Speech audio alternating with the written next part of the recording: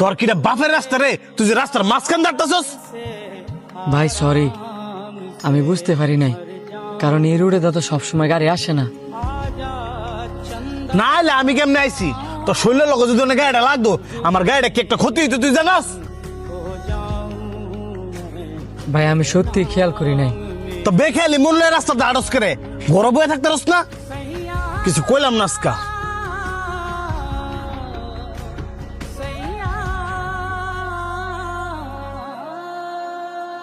বন্ধু, ওই লোকটা লগে না তোর খারাপ ব্যবহার করাটা উচিত হয় নাই।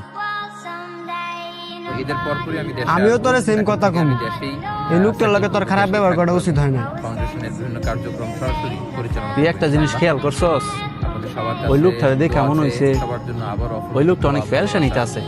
জানিয়ে আর মানুষ যদি পেরেশানিতে থাকে হারাম থেকে বিদায় নিতে একটু বেখেয়ালি এটাই তো স্বাভাবিক। তোর একটু রাগ বেশি, এটা আমিও মানি, তাই বললে তো সব জায়গার মধ্যে রাগ কাটাবি, এটা কিন্তু মানা যায় না। ঈদের পরপরই আর আল্লাহ পাক কিন্তু রাগী মানুষকে পছন্দ করে না।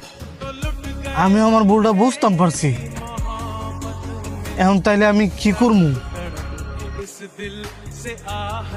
কি করবি মানে?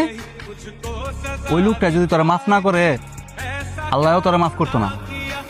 এখন তোর উচিত ওই লোকটার কাছে কি মাফ চাওয়া।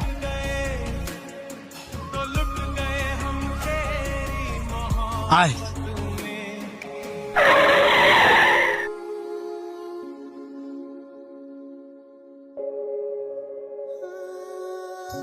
হ্যাঁ, আপনারা আবার আইলেন যে, আমি কি আবার কোনো ভুল করছি? না, আপনি কোনো ভুল করেন নাই, ভুল করছি আমি।